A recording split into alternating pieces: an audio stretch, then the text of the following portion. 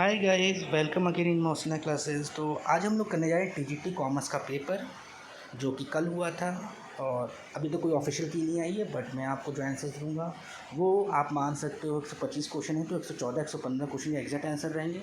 बाकी 8-10 question confusing हैं जिनके आंसर फाइनल आंसर की पे ही मालूम चलेंगे हमको, क्योंकि मोर देन वन ऑप्शन सही वहाँ पर हो सकता है। डेट साइड में 10 क्वेश्चन गारंटी देता। हाँ, 115 114 113 से नीचे नहीं जाएगा। 113 तक आपके आंसर की परफेक्ट रहेगी।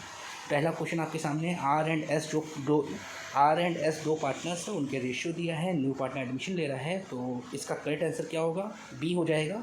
ओके, तो हम आगे चलते हैं। मैं इसको सॉल्व नहीं करा रहा हूँ अभी, अलग से मैं कराऊंगा जो न्यूमेरिकल पोर्शन है उसका। डेप्रिसिएशन जो होता है फिक्स एसेट पे जो होता है वो होता है डिफर्ड रिवेन्यू एक्सपेंडिचर। ठीक है, जब आप इसको ज़्यादा डीपली जाओगे तो, क्योंकि डिफर्ड रिवेन्यू एक्सपेंडिचर भी क्या होता है, रिवेन्यू नेचर का ही एक्सपेंडिचर होता है। और इसमें बेसिकली क्या होता है, इसमें आपका ये होता है कि जो एक्सपेंडिचर होता है वो 5-10 साल में डिडक्ट होते हैं पीएल से। ओके, बट क्योंकि क्लास 12 की बुक में ये दिया है रिवेन्यू एक्सपेंडिचर और कई जगह पे रिवेन्यू दिया हुआ है, दैट्स वाई मुझे लगता है कि जो आंसर माना जाएगा वो रिवेन्यू माना जाएगा। बट इस क्वेश्चन में कन्फ्यूज़न है, तो 2 का आंसर अभी के लिए सी मान लेते हैं। आगे चलते हैं। डिसोल्यूशन ऑफ फर्म हो रही है तो हम रियलाइजेशन अकाउंट बनाएंगे और वहीं पे अनरिकॉर्डेड एसेट जो है वो रिकॉर्ड हो जाएगा, यानी आंसर 3 का बी हो जाएगा। ऑडिटिंग एश्योरेंस स्टैंडर्ड 2 ये जो है आपसे रिलेट करता है ऑब्जेक्टिव एंड स्कोप से, यानी 4 का आंसर डी होगा। कहीं आप नोट कर सकते हैं, कंफर्म आंसर डी है इसका। फिफ्थ हम देखते हैं, अंडर हायर परचेस पूछा गया है और पूछा गया है आपका relationship between buyer and seller. तो ये कैसा होता है? ये होता है बेलर एंड बेली, यानी 5 का सी हो जाएगा।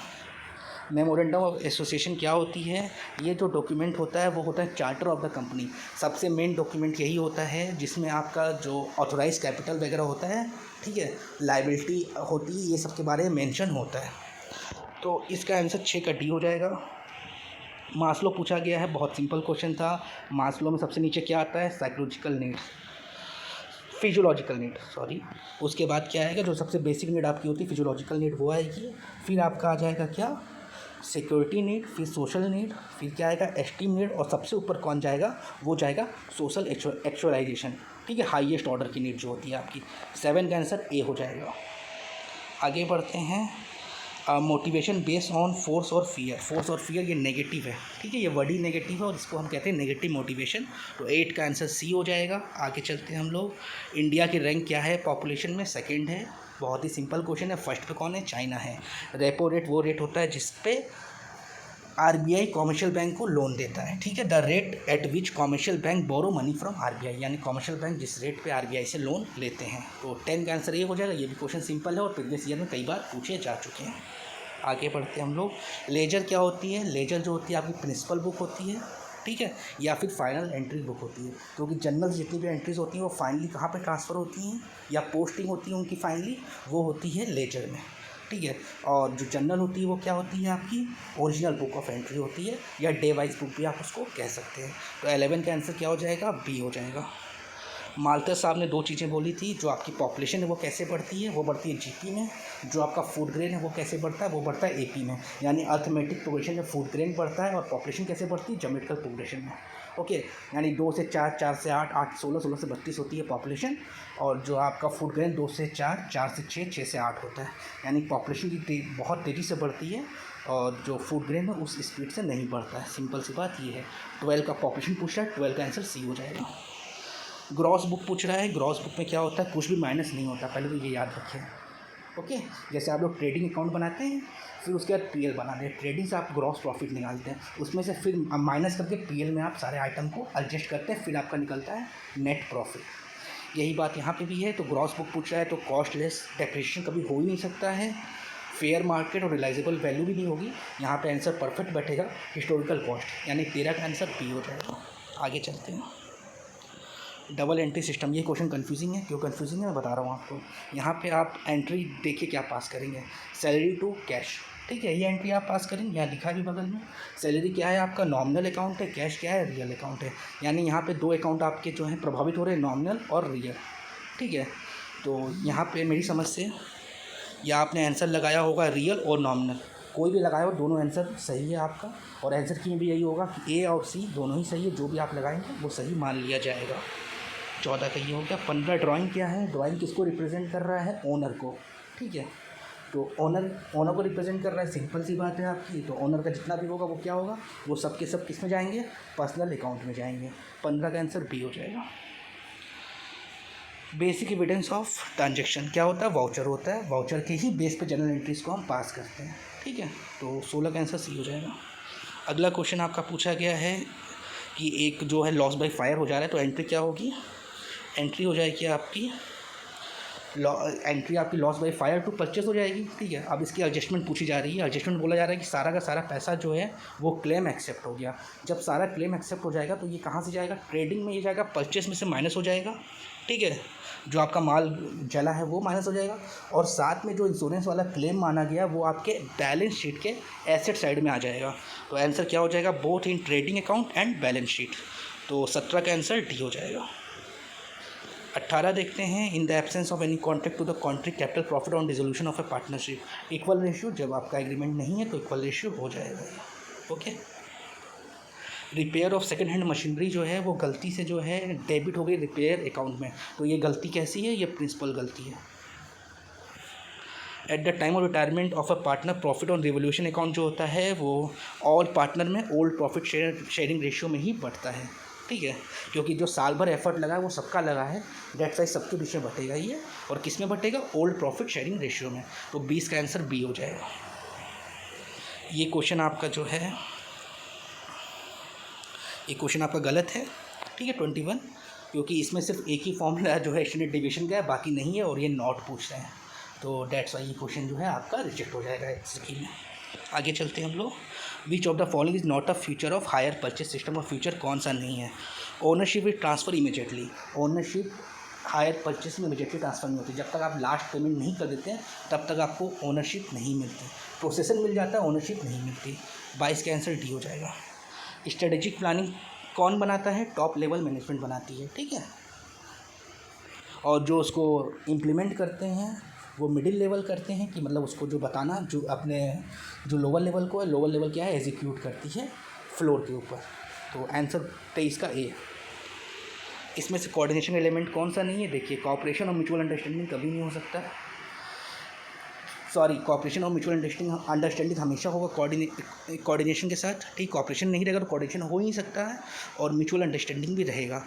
कम्युनिकेशन में भी एक हद तक आप मान सकते हैं, कम्युनिकेट करेंगे, बातचीत करेंगे, कभी तो कोऑर्डिनेशन आपके अंदर, आप लोगों के बीच में होगा, ठीक, कंपनी के अंदर होगा। तो यहाँ पे नहीं पूछ रहा है, डेट्स वाई मोटिवेशन जो है वो डायरेक्टिंग का पार्ट है। डेट्स वाई 24 का बी हो जाएगा यहाँ पे। एजेंस ऑफ मैनेजमेंट, ये बहुत ही पॉपुलर क्वेश्चन है, और ये कोऑर्डिनेशन इसका आंसर हो जाएगा। वेरिएशन को हम मेज़र करते हैं कहाँ पे, डिस्पर्सन में करते हैं। The main objective of safeguard duty क्या है आपका, वो है आपका to protect the indigenous industries. तो 27 का सी होगा। मैं दोबारा बोल रहा हूँ, यहाँ पे मत देखिए डी लगा, गलत लगा है, सी आंसर इसका होगा। जनरल एंट्रीज कैसी होती है, डे वाइज होती हैं या सीक्वेंस ऑर्डर में होती हैं, यानी क्रोनोलॉजिकल बेसिस। तो 28 का आंसर जो होगा ए हो जाएगा, यानी डेट वाइज ही ना हम रिकॉर्ड करते हैं जनरल एंट्रीज की सारी। तो इसका आंसर हो जाएगा पहला option. Most commonly use measure of dispersion, ठीक है। तो यहाँ पे जो सबसे पॉपुलर डिस्पर्सन का मेज़र है वो कौन सा है, स्टैंडर्ड डेविएशन है, ओके। कहीं कहीं पे आपको बहुत लोग रेंज बोल देंगे, बट सबसे ज़्यादा साइंटिफिक और पॉपुलर जो मेज़र है वो कौन सा है, स्टैंडर्ड डेविएशन है। ये आप कहीं भी देख सकते हो। इसमें जैसे प्रोविज़न का फॉर्मूला पूछा गया है, ये जो होता है बैड डेप्ट वाला वो पूछा गया है। तो इसमें क्या हो जाता है, ओल्ड प्रोविज़न माइनस हो जाता है। तो बैड डेप्ट प्लस न्यू बैड डेप्ट plus new provision minus old provision. तो इसका आंसर सी आ जाएगा आपका। Balance of a pity cash book, पहली बात तो देखिए यहाँ पे क्वेश्चन में ही हिंट है आपका, जो भी बैलेंस बचता है वो कहाँ जाता है, वो जाता है बैलेंस शीट में। तो बैलेंस शीट में जा रहा है, और कैश आपके पास बचा रियल अकाउंट है, तो सीधी सी बात है वो क्या होगा, आपका एसेट होगा, ना कि प्रॉफिट होगा। 31 का आंसर सी हो जाएगा। आगे बढ़ते हैं हम लोग। In the book of lessee the unrecouped amount of short working is transfer to. तो अनरिकूप्ड है तो जाएगा कहाँ पे, पीएल में जाएगा। रिकूप्ड रहेगा तो बैलेंस शीट में जाएगा। तो 32 का आंसर डी हो जाएगा। टेबल ए के अकॉर्डिंग पूछा गया है। टेबल ए क्या है, 1956 वाला है, और टेबल एफ क्या है, 2013 वाला है, ठीक है। यहाँ पे जो आंसर लगा है वो टेबल एफ के अकॉर्डिंग लगा है 12%, ये भी सही है, बट इन्होंने टेबल ए पूछा है 1956 कंपनी एक्ट वाला, उसके हिसाब से क्या है 5% है, ठीक है, तो यहाँ पे आंसर क्या हो जाएगा, ए हो जाएगा। Interest on capital account of partners credited, तो ये पार्टनर कैपिटल अकाउंट में क्रेडिट किया जाता है, ठीक है, क्योंकि पार्टनर के लिए इनकम है और फर्म के लिए क्या है, एक्सपेंसेस है। तो 34 का बी हो जाएगा। JLP और जो भी अमाउंट रहेगा वो कहाँ ट्रांसफ़र होगा, ऑल पार्टनर पर्सनल अकाउंट में ट्रांसफ़र हो जाता है, ठीक है। किस में होता है, ओल्ड प्रॉफिट रेशियो में। Every voucher should be sign by, ये क्वेश्चन कन्फ्यूजिंग है, लेकिन जितना मैंने सर्च किया, जितना मैंने देखा, तो ये रिस्पॉन्सिबल ऑफिसर जो भी रहेगा उसकी साइन होगी, ठीक है। जो भी उसकी देखभाल कर रहा है फर्म के अंदर वो साइन करेगा। तो 36 का डी हो जाएगा। ये वेरिएंस जो होता है स्टैंडर्ड डेविएशन का स्क्वायर होता है, यानी 144 है तो 12 का स्क्वायर 154 होता है, तो आंसर 12 हो जाएगा इसका। अब ये क्वेश्चन बहुत ही कन्फ्यूजन है, क्योंकि डिसीजन मेकिंग जो होता है फंक्शन भी है, प्रोसेस भी है, ठीक है। और इसका जो है डिसीजन मेकिंग हर जगह ही आपके आ जाएगा, ऑब्जेक्टिव में भी आ जाएगा, पॉलिसी में भी आ जाएगा। डेट्स वाई मुझे नहीं लगता ये क्वेश्चन कोई आंसर करेक्ट हो सकता है, बट या इनको लगाना भी होगा, तो ये में भी फंक्शन लगा सकते हैं, but I am not sure about this question. अब देखिए यहाँ पे क्या है, यहाँ पे एक्सपेंडिचर मेथड पूछा इलास्टिसिटी ऑफ डिमांड का। तो if the demand of A commodity is in elastic, यानी लेस इलास्टिक है, तो उस कंडीशन में क्या होगा, टोटल एक्सपेंडिचर के साथ, ठीक है। तो जब लेस इलास्टिक है तो यानी कोई चीज़ 10% दाम से बढ़ रही है, तो आपका जो एक्सपेंसेस होगा वो 10% से कम होगा, यानी 5%, 4%, 6%, 7%, 8% होगा। तो जो टोटल एक्सपेंडिचर आएगा वो क्या आएगा, वो इंक्रीज़ होके आएगा। तो 39 का आंसर ए हो जाएगा। बैंक रेट क्या रेट होता है, वो रेट होता है जिस पे RBI कॉमर्शियल बैंक को लोन प्रोवाइड करती है। Borrow money from reserve bank of India, commercial bank क्या करती है, बोरो मनी करती है कहाँ से, RBI से। तो 40 वाला क्वेश्चन बहुत ही सिंपल है, ए आंसर इसका सही है। Centre value of series arrange, देखिए यहाँ पे अरेंज वर्ड बोल दिया है, डेट्स वाई ये क्या हो जाएगा, मीडियन। सिंपल सी बात है, मीन नहीं हो सकता, ओके। अरेंज बोला है क्योंकि सीक्वेंस हम कहाँ लगाते हैं, मीडियन में लगाते हैं, तो ये क्वेश्चन आपका मीडियन हो जाएगा। 41 का सी। अशोका लिमिटेड परचेज कर रहा है machine from Tata sons for ₹1.5 lakh, तो सीधी सी बात है ट्रांजेक्शन है ये। जर्नल में जो ट्रांजेक्शन्स रिकॉर्ड होते हैं वो कैसे रिकॉर्ड होते हैं भैया, डेली बेसिस पे रिकॉर्ड होते हैं। अभी मैंने बताया डे बुक होती है जर्नल। जर्नल का मतलब भी जो होता है डे होता है, जब आप इसका लिटरल मीनिंग निकालेंगे तो। फ्रांको इन्वॉइस इंक्लूड, अच्छा क्वेश्चन है ये जो इन्वॉइस है इसका मतलब क्या होता है कि जो आपने गुड्स की कीमत दी है उसके साथ ही सारा कॉस्ट कवर हो गया, ठीक है। बाकी आपको डोर तक जो है गुड्स पहुंचा दिया जाएगा, यानी इसका जो लिटरल मीनिंग होता है फ्रेंच वर्ड है, इसका मतलब होता है फ्री। तो all cost up to putting the goods at the door of the buyer, ठीक है। तो इसका बेस्ट ऑप्शन यही है, तो 44 का ए होना चाहिए।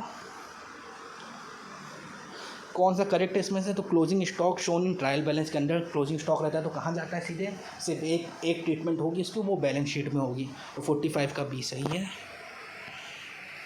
लेजर में हम कौन सा अकाउंट दिखाते हैं, हम भैया सब दिखाते हैं, पर्सनल, रियल, नॉमिनल तीनों दिखाते हैं। तो 46 का सी हो गया। बैलेंस शीट में हम क्या करते हैं, सिर्फ रियल पर्सनल दिखाते हैं, ओके।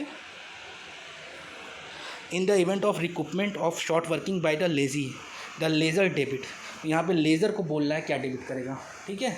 तो लेज़र जो डेबिट करता है वो रॉयल्टी रिजर्व अकाउंट को डेबिट करेगा। यहाँ पे लेज़र की बुक के अकॉर्डिंग पूछा, क्वेश्चन थोड़ा सा ट्विस्ट है यहाँ पे।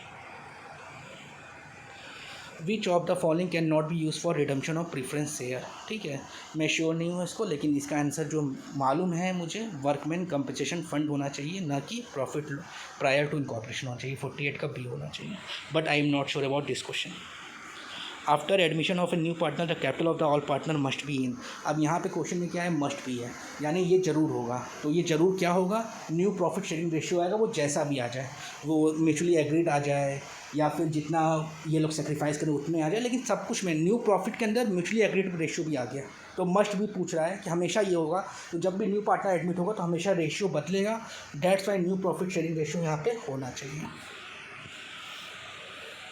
अब यहाँ पे देखिए गुडविल लेके पार्टनर आ रहा है, कैश में लेके आ रहा है, तो जब इसको आप निकालोगे तो 1:1 मिलेगा। 6,000 रुपये गुडविल लेके आ रहा है, 3-3 हज़ार में डिवाइड कर दीजिए, तो आंसर बी हो जाएगा इसका। इसमें से रिलेवेंट वाउचर कौन सा नहीं है, कैश सेल के लिए। अब सेल बुक क्या होती है, वो रिकॉर्ड क्या करती है, क्रेडिट ट्रांजेक्शन को रिकॉर्ड करती है, जो क्रेडिट सेल आप करते हैं उसको रिकॉर्ड करती है, डेट्स वाई सेल्स बुक उसका आंसर हो जाएगा। A systematic examination of books and record of a business is called, देखिए सिर्फ बुक बोलता तो वो आप लगा सकते थे वाउचिंग, लेकिन यहाँ पे रिकॉर्ड ऑफ बिजनेस बोल रहा है, रिकॉर्ड ऑफ बिजनेस में क्या पीएल ट्रेडिंग बैलेंस शीट भी आ जाती है, डेट्स वाई आंसर क्या होगा, ऑडिटिंग हो जाएगा इसका। हॉटरोन एक्सपेरिमेंट किसने किया है भैया, हर बच्चे को पता है किसने किया है, मायो ने किया है, ये आंसर हो जाएगा। ठीक है, मोनोपोलिस्टिक कंपटीशन है, मैक्सिमाइज प्रॉफिट कब होगा, जब MC इक्वल टू MR होगा। अब जो लोग आप लोग से ये बोल रहे हैं कि MR ग्रेटर देन MC होगा, तो भैया तब भी बिजनेस जो है चलता रहेगा, क्योंकि और प्रॉफिट कमा सकता है। बिजनेस कब रुकता है, जब वो अपनी मैक्सिमम प्रॉफिट कमा लेता है। तो मैक्सिमम कहाँ पे कमाएगा, जब MR इक्वल टू MC होगा। अब उसके आगे जाएगा तो उसको लॉस है, उसके पीछे जाएगा तो तब भी उसको लॉस है, क्योंकि वो अपनी प्रॉफिट छोड़ रहा है। क्योंकि MR जब ग्रेटर रहेगा MC से, उस समय वो और अर्न कर सकता है। डेट्स वाई ये इसकी प्रॉफिट मैक्सिमाइजेशन नहीं होगी। मैक्सिमाइजेशन कब होगी, जब MR इक्वल टू MC रहेगा। तो यहाँ पे कंफ्यूज मत हुआ कीजिए। Recording of business transaction in a systematic manner and classify them in ledger is called. ठीक है, तो भाई सिंपल सी बात बोल रहा है कि आप एक बिजनेस ट्रांजेक्शन रिकॉर्ड कर रहे हो, कहाँ पे कर रहे हो, सिस्टमेटिक मैनर में रिकॉर्ड कर रहे हो, क्लासीफाई कर रहे हो। रिकॉर्ड, क्लासीफाई और ट्रायल बैलेंस ये सब कहाँ आता है, बुक कीपिंग का पार्ट आता है। PL ट्रेडिंग से क्या होता है, अकाउंट का पार्ट शुरू हो जाता है। तो 55 का B हो जाएगा। इकोनॉमिक्स में डिस्ट्रीब्यूशन मतलब क्या होता है, distribution of income among factor of production. ठीक है, लैंड, लेबर, कैपिटल में जो डिस्ट्रीब्यूशन होता है उसी को हम कहते हैं इकोनॉमिक्स में डिस्ट्रीब्यूशन। तो 56 का B हो जाएगा। Losses are anticipated and profit are not accounted, तो ये कंजर्वेटिज्म का प्रिंसिपल है। तो 57 का C हो जाएगा। अकाउंटिंग इक्वेशन जो asset equal to capital plus liability है, वो किस पे बेस है, ड्यूअल एस्पेक्ट कॉन्सेप्ट पे बेस है। 58 का D हो जाएगा। टेक्निकल स्किल सबसे ज़्यादा ज़रूरी कहाँ पे है, जो आपका जो लोअर लेवल मैनेजर होता है, फर्स्ट लाइन मैनेजर होता है, वहाँ पे ज़रूरी है। तो फर्स्ट लाइन मैनेजर 59 का है। An asset purchase for ₹5 lakh, the down payment of ₹1 lakh. ठीक है, यानी 1 लाख आपने कैश दे दिया और 5 लाख का एसेट ले आया। समझिएगा मेरी बात, 1 लाख का कैश दिया, वहाँ पे 1 लाख की मशीन भी तो आ गई साथ में। तो यानी आपका ओवरऑल बैलेंस शीट किससे बढ़ा, 4 लाख से बढ़ा। और लाइबिलिटी आपकी क्रिएट कितनी हुई, क्योंकि 1 लाख तो आपने पेमेंट कर दी है, तो वो तो आपकी लाइबिलिटी नहीं है, लाइबिलिटी आपकी 4 लाख हो गई। यानी 4 लाख एसेट, 4 लाख लाइबिलिटी। तो ये आपका C इसका आंसर हो जाएगा। ठीक है, कॉन्ट्रा एंट्री कहाँ पे होगी भैया, Contra entry simple cash book में हो नहीं सकती, पिट्टी कैश बुक में हो नहीं सकती, क्योंकि इसमें क्या चाहिए आपको, एटलीस्ट 2 कॉलम चाहिए। ठीक है, कैश और बैंक का। तो ये यहाँ पे जो ऑप्शन के हिसाब से है वो है 3 कॉलम कैश बुक। ठीक है, ऑल कैश बुक में नहीं होती, 1 कॉलम कैश बुक में कहाँ से कर लोगे कॉन्ट्रा एंट्री। तो आंसर C हो जाएगा इसका। Under copyright agreement question confusing है, लेकिन जो मैंने सर्च किया है तो मुझे ये मिला है यहाँ पे कि जो आप बुक सेल करते हो पर बुक के हिसाब से मिलता है, तो नंबर ऑफ बुक सोल्ड के हिसाब होना चाहिए आंसर। 62 का B ही। बाकी जो डिपार्टमेंट जो आंसर क्या लगाता है वो डिपेंड करता है उनके ऊपर, लेकिन आंसर मेरे हिसाब से B होना चाहिए इसका। ये आप जब सॉल्व करोगे इसका आंसर 26 आएगा, ना कि 13 आएगा। ठीक है, 63 का आंसर C हो जाएगा। मिनिमम रेंट को हम डेड रेंट भी कहते हैं, फिक्स रेंट भी कहते हैं और फ्लैट रेंट भी कहते हैं। ठीक है, और बहुत सारे नाम भी इसके होते हैं, मैंने अपने वीडियो में कराया था। 64 का D हो जाएगा। Partnership come to existence by, partnership कैसे आती है भैया, एग्रीमेंट से, वो रिटर्न हो या ओरल, लेकिन एग्रीमेंट ज़रूरी है और एटलीस्ट 2 लोगों में और मैक्सिमम 50 लोगों में। तो 65 का है। प्राइमरी फंक्शन मैनेजमेंट का क्या होता है, प्लानिंग करती है, फिर ऑर्गेनाइजिंग करती है, फिर स्टाफिंग करती है, फिर डायरेक्टिंग करती है और फाइनली कंट्रोलिंग करती है। तो प्राइमरी फंक्शन पूछ रहा है यहाँ पे, तो ये आंसर बिल्कुल सही है इसका। प्लान के बेस पे ही तो आप ऑर्गेनाइजिंग, स्टाफिंग, डायरेक्टिंग और कंट्रोलिंग करेंगे। In which type of organisation the rule, duty and responsibility are given in writing. तो सब कुछ ऑफिशियल कहाँ पे रहता है, जो फॉर्मल ऑर्गेनाइजेशन थी वहाँ पे होता है। ठीक है, इनफॉर्मल में नहीं होता। तो आंसर आपका क्या हो जाएगा, 67 का A। आगे बढ़ते हैं हम लोग। Under quantitative technique of credit control. तो भैया ये A B D तीनों क्या है, ये तीनों क्वांटिटेटिव टेक्निक है। नॉट पूछ रहा है, not rationing of credit limit जो है क्वालिटेटिव है। 68 का C हो जाएगा। एक अकाउंटिंग इक्वेशन जो asset liability plus owner equity कहाँ पे आती है, बैलेंस शीट में आती है। ट्रायल बैलेंस क्या दिखाता है भैया, अल्टरनेटिव एक्यूरेसी दिखाता है। परचेज बुक क्या दिखाती है भैया, all credit purchase of goods दिखाता है। सिंपल क्वेश्चन थे सब। In case of sub lease royalty earn by the lessor, sub lease में जो होता है लेज़र इज़ क्रेडिटेड टू, तो रॉयल्टी रिसीवेबल अकाउंट होना चाहिए। D आंसर इसका। मैं अभी 100% श्योर नहीं हूँ आंसर है, बट 90% जो है D होना चाहिए इसका। Which of the following is not a source of finance for a company. ठीक है, इक्विटी शेयर कैपिटल बिल्कुल सोर्स है, प्रेफरेंस डिबेंचर सब सोर्स है, फिक्स एसेट सोर्स नहीं है। ठीक है। फिक्स एसेट जो होता है वो आप अपनी अर्निंग कैपेसिटी को बढ़ाने के लाते हैं, ये सोर्स नहीं है फाइनेंस का। बेचने के पर्पज़ से कभी भी एसेट नहीं परचेस होता। Sinking fund for redemption of debenture account amount is transfer to profit loss account में होगा, 74 का बी हो जाएगा। ठीक है। अंडर क्यूटीएम थ्योरी पूछा गया, फॉर्मूला यही आपका जो बी में दिया हुआ है, PT = MU वाला। आगे बढ़ते हैं। In the given adjustment that during the accounting year the trader distribute goods worth ₹5,000, यानी एडवर्टाइजमेंट एक्सपेंसेस का 5,000 रुपया हो गया। ठीक है, टू परचेस। ओके, तो इसका इफेक्ट कहाँ कहाँ पे जाएगा? परचेस में से घटेगा ट्रेडिंग में से, और ये एक्सपेंसेस कहाँ पे दिखाएंगे? PL में दिखाएंगे। तो both in trading and PL हो जाएगा, यानी 76 का आंसर बी हो जाएगा। ठीक है, आगे बढ़ते हैं। Working capital facility to exporter जो होता है 99% जो है कॉमर्शियल बैंक प्रोवाइड करता है। जिस भी बैंक में इनका अकाउंट होगा वही वर्किंग कैपिटल इनको प्रोवाइड कर देगा। जो आपका जो लोग बोल रहे हैं ECGC होता है वो आपका रिस्क को कवर करता है, यानी कोई बिज़नेस में रिस्क हो गया, आपका गुड्स जो है वो ख़राब हो गया या नहीं पहुंच पाया वहाँ तक, जो भी हो बिज़नेस रिस्क में, पेमेंट डिफ़ॉल्ट हो गया, तो उसके लिए ECGC है। कॉमर्शियल बैंक आपको वर्किंग कैपिटल प्रोवाइड करेगा। आगे चलते हैं हम लोग। ऑडिटिंग बिगिन कहाँ से होती है? भैया बच्चों को पता है, जहाँ अकाउंटिंग खत्म होती है वहाँ ऑडिटिंग शुरू होती है।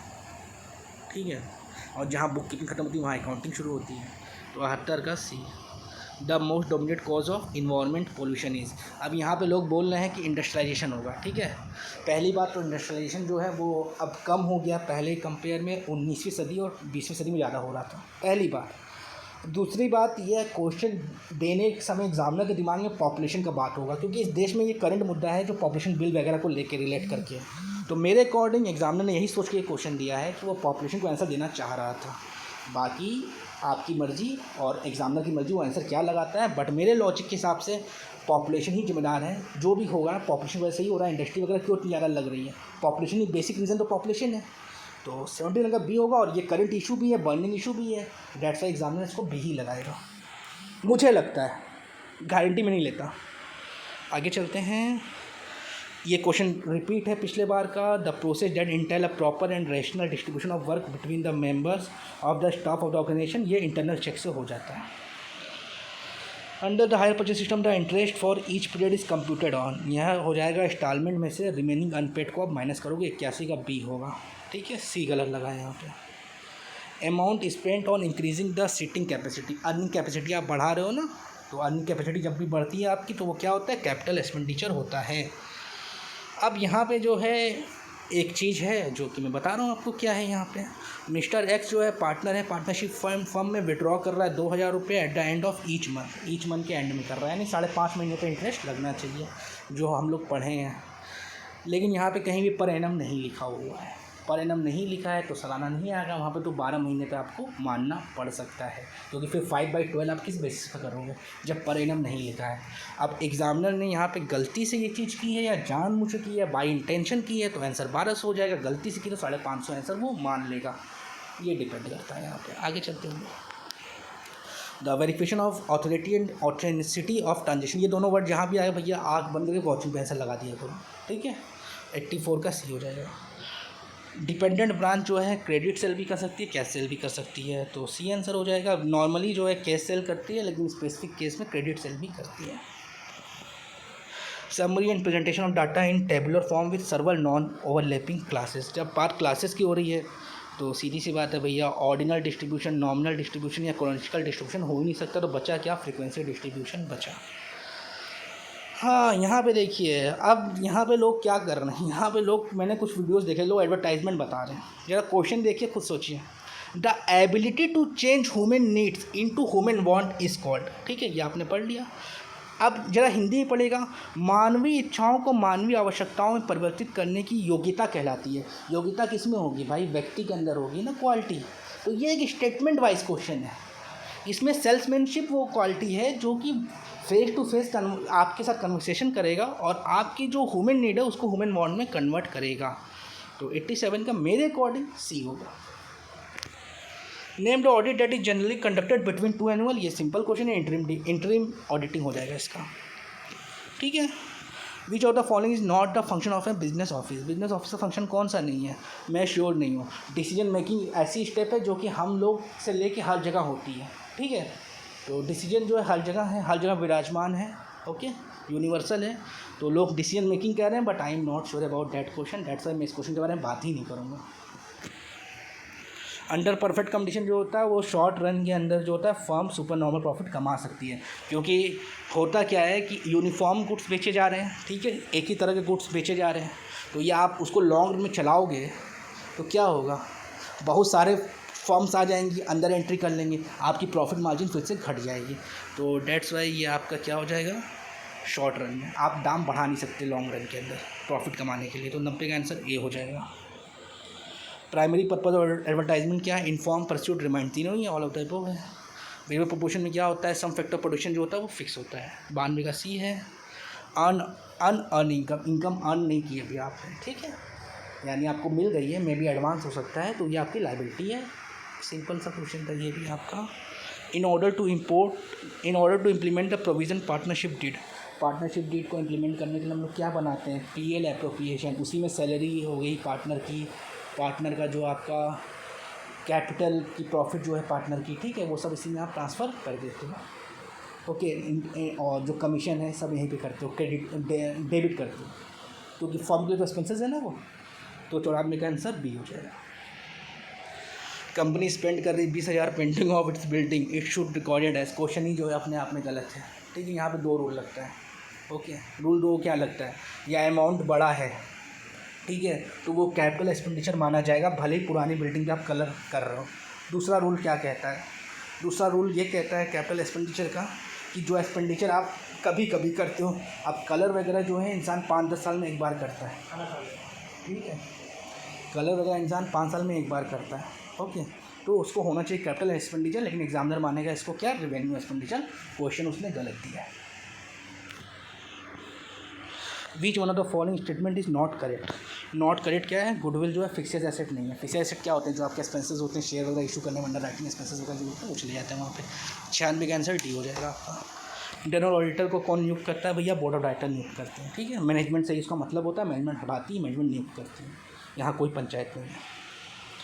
Under which type of agreement loyalty is paid on the basis of sale, वही क्वेश्चन उल्टा कर दिया है जो अभी पूछा था पीछे, मैगजीन थी ना शायद, मैगजीन वाला वही क्वेश्चन उल्टा कर दिया है, तो यहाँ पे हो जाएगा कॉपीराइट। अच्छा 98 का सी हो जाना चाहिए। क्यूमुलेटिव फ्रीक्वेंसी वाला जो क्वेश्चन है ये कहाँ से आया, ये आया ओगीव कर्व से, जहाँ ओगीव से हम लोग क्या निकालते हैं, ओगीव से हम लोग मीडियन निकालते हैं। और यहाँ पर हमने 2 चीज़ें पढ़ी थी, लेस देन टाइप डिस्ट्रीब्यूशन और मोर देन टाइप डिस्ट्रीब्यूशन। तो इसका क्या होगा, लेस देन टाइप डिस्ट्रीब्यूशन होगा। अभी इसको मैं डिटेल नहीं करूँगा, अलग से डिटेल करूँगा। अभी मेरा टारगेट ये है कि आपकी क्वेश्चन मैं सॉल्व करवा दूँ सारे। Which of the following function is not perform by reserve bank of India, भैया रिजर्व बैंक ऑफ इंडिया तो जो है क्रेडिट कंट्रोल भी नहीं करता, ठीक है, नहीं क्रेडिट क्रिएशन, हाँ क्रेडिट कंट्रोल करता है, क्रेडिट क्रिएशन नहीं करता, ठीक है। फिलहाल तो फिर सी तो बिल्कुल है ही है, to accept deposit on interest from public, public को डिपॉजिट एक्सेप्ट नहीं करता, 100 का सी, ठीक है। वाउचर क्या होता है भैया, कैश रिसिप्ट भी होती है, काउंटरफॉल भी होता है, इनवॉइसेस भी होता है, all of that. Management is the art of knowing what you want to do and then saying that is done in the best and the cheapest way. जब भी बात आए ना कि काम को सस्ते में करना है और बेस्ट वे में करना है, आँख बंद करो, टेलर को मार दो, फ्रेडरिक विल्सन टेलर, बात ख़त्म, अमेरिका के रहेगा, ठीक है। लॉ ऑफ डिमांड, ये भी रिपीटेड क्वेश्चन है और सब बच्चे को पता है कि लॉ ऑफ डिमांड में और प्राइस में क्या होता है, इनवर्स रिलेशनशिप होती है, ठीक है। जैसे अभी तेल का दाम बढ़ रहा है तो हम लोग ऐसे भी कम ही तेल यूज़ कर रहे हैं, दाम तो पेट्रोल का भी बढ़ रहा है, उसको जाने दीजिए, बाद में बात करते हैं उसके बारे में। खैर प्राइसिंग स्ट्रेटजीज़ क्या होंगी भैया, ये सारी स्ट्रेटजीज़ जो हैं आपकी वो बड़ी, जैसे प्रेडेटरी प्राइसिंग क्या है, बैन है, बैन भले ही इंडिया के अंदर स्ट्रेटजी तो है। और डिसेप्टिव प्राइसिंग क्या होती है, धोखेबाजी के साथ प्राइसिंग करना, कि आपको बताया जा रहा है कि भैया ऐसा है कि ये एसी वोल्टास का है, बहुत शानदार एसी है, बहुत बढ़िया चलेगा, लेकिन लेके जब घर पहुँचे तो सब अंदर लोकल माल लगा है, यानी धोखाधड़ी होती है इस प्राइसिंग के अंदर बेसिकली। तो ये तरीका प्राइसिंग सब है, तो ऑल ऑफ दैट हो जाएगा। अब ये क्वेश्चन एमआरएस से आ रहा है, एमआरएस में क्या होता है देखिए, छोटा कर दो उसको, क्वेश्चन दिख जाए आपको, ठीक है, क्वेश्चन आपको शायद दिख रहा हो, देख लीजिए क्वेश्चन पहले अच्छे से। तो आंसर इसका हो रहा है चेंज इन वाई कमोडिटी, जो कमोडिटी आप वो कर रहे हो, सेक्रीफाइस कर रहे हो, उसको ऊपर रखते हो। जैसे मान लीजिए 4 यूनिट के बदले 1 यूनिट मिल रही है, नीचे जो होता है जो यूनिट इंक्रीज़ हो रही वो आएगा, तो आंसर इसका डी हो जाएगा, ओके। क्योंकि वाई को हम यहाँ पे when a consumer increase unit of X commodity by giving up some unit of Y, Y को ही यहाँ पे क्या कर रहा है, सेक्रीफाइस कर रहा है, आंसर डी हो जाएगा इसका। According to the provision of company act 2013 the amount of minimum application money to apply 5% है, ठीक है, कंपनी एक्ट के अकॉर्डिंग, और आपकी सेबी के अकॉर्डिंग क्या है 25% है। याद मैं इसलिए बता रहा हूँ दोनों चीज़ें कि आपको फिर से पीजीटी का एग्ज़ाम देना है। The record of cash transaction by non trading concept, NPO से ये क्वेश्चन आया था भैया, आपके सिलेबस में एनपीओ को बड़ा सा लिखा है ना, जो उससे ये क्वेश्चन मिला रहा। तो फिलहाल ये जो है रिसिप्ट एंड पेमेंट अकाउंट हो जाएगा, क्योंकि कैश वहीं पे रिकॉर्ड होता है इनका। मेथड कौन सा नहीं है भैया, इकोनॉमिक सर्वे पब्लिकेशन उठा के छाप दो डाटा, तो थोड़ी ना प्राइमरी मेथड है, तो सेकेंडरी मेथड है। After completion of the audit of the company the auditor should submit, auditor share holder को जो मीटिंग होती है, जनरल मीटिंग जो होती है, उसमें देता है रिपोर्ट। सही है, ठीक। जो किराना स्टोर होती है जो आपके घर के बगल में होती है, ठीक है, तो वही है जो छोटी है, बाकी सब तो बड़ी बड़ी स्टोर्स हैं, ठीक है। और receipt issue by commodity officer to the ship, mate receipt issue करता है, कंपनी फॉरफिट कर रही है 6 रुपये का शेयर और उसको चाहिए 10 रुपये पर शेयर, तो यानी जो ये कर सकती है मिनिमम रेट पे, तो 4 रुपये में इसको इशू करना पड़ेगा, 6 रुपये से डिस्काउंट यहाँ पे नहीं दे सकती, तो मिनिमम रेट पूछ रहा है तो 4 रुपये हो जाएगा। The difference between subscribe capital और कॉल्ड अप कैपिटल, यानी सब्सक्राइब में से जब आप कॉल्ड अप निकाल लोगे तो बचेगा क्या, अनकॉल्ड कैपिटल बचेगा। In case of instalment payment system which one of the following statement is not true, ठीक है। तो जब आप डिफ़ॉल्ट कर जाओगे पेमेंट में, तो सेलर के पास ये राइट नहीं होगा कि वो अपने गुड्स को बैक लेके चला जाए, ठीक है। वो आप पे केस कर सकता है, बट वापस लेके नहीं जा सकता, क्योंकि आपको ओनरशिप उसने ट्रांसफ़र कर दी है स्टार्टिंग में ही। तो 114 का बी हो जाएगा। आगे बढ़ते हैं हम लोग। Which of the following is not a feature of advertisement, कौन सा फीचर नहीं है, इम्पर्सनल एडवर्टाइजमेंट, यानी फेस टू फेस कॉन्टैक्ट नहीं होता, नॉट पूछ रहा है। The enterprise exclusively owned manage and control by the central और स्टेट गवर्नमेंट, को गवर्नमेंट कंपनी होती है, ठीक है। पब्लिक कंपनी प्राइवेट भी हो सकती है, जैसे कि जियो वगैरह है। यहाँ पे जो पब्लिक से मतलब है ना, इसका मतलब है शेयर कैपिटल से, कि वो पब्लिक को शेयर इशू कर सकती है, जो public company private company issue नहीं कर सकती। पब्लिक से सरकारी मत समझ लिया कीजिए। तो यहाँ पे 116 का आंसर ये हो जाएगा। An item is considered material, अब ये क्वेश्चन भी शायद इन्होंने किस हिसाब से पूछा है नहीं समझ में आया मुझे। तो कोई मत तब सार्थक मानी जाती है जब, अब हिंदी में पढ़ेंगे तो आपको समझ में आएगा कि पूछ रहे हैं मैटरनिटी का कॉन्सेप्ट, ठीक है। इंग्लिश में पढ़ेंगे तो आपको लगेगा कि सिर्फ ये मटेरियल पूछना क्या होता है, ठीक है। तो लैंग्वेज में इशू है, बट हिंदी के हिसाब से जो है is significant for the users, यानी सी आंसर हो जाएगा। तो लेजर से जनरल से लेजर में डालने को पोस्टिंग कहते हैं। कौन सा कन्वेंशन नहीं है accounting, convention of consistency, convention of conservatism, convention of full disclosure, ये तीनों तो है ही है, बट कन्वेंशन नहीं है, ये प्रिंसिपल है। तो 119 का सी हो जाएगा। Bill of lading shipping company issue करती है भैया। Who said money consist of the things which in a society of general acceptability, ये ना तो क्राउथर ने दिया, ना केंस ने दिया, ना मार्शल ने दिया है, ये दिया एली साहब ने, ठीक है। तो आंसर जो है डी हो जाएगा। ग्रीसम लॉ क्या कहता है, बैड मनी जो है derive good money out of circulation, ये बच्चे को पता जो कॉमर्स से पढ़ता है। ऑडिटिंग किसके लिए मैंडेटरी है, यहाँ पे क्वेश्चन फिर से इन्होंने ट्विस्ट कर दिया, क्योंकि ट्रस्ट के लिए भी मैंडेटरी है और जॉइंट स्टॉक कंपनी के लिए भी मैंडेटरी है। तो 123 का भी है। शेयर अलॉटमेंट अकाउंट क्या हो रहा है, किसको रिप्रेजेंट कर रहा है, ये फिर से ओनर को रिप्रेजेंट कर रहा है। Share holder real owner of the company होते हैं, डेट्स वाई ये क्या है, पर्सनल अकाउंट है। Which of the following statement is not correct, तो भैया the profit of on reissue of forwarded share जो होता है वो ट्रांसफ़र होता है कैपिटल रिजर्व में, ना कि जनरल रिजर्व में। तो 125 का डी हो जाएगा। उम्मीद है आपको एक्सप्लेनेशन अच्छी लगी होगी। तो वीडियो को लाइक कीजिए, सब्सक्राइब कीजिए, मैं और वीडियोस भी डालूंगा। टिकट बाय, टेक केयर।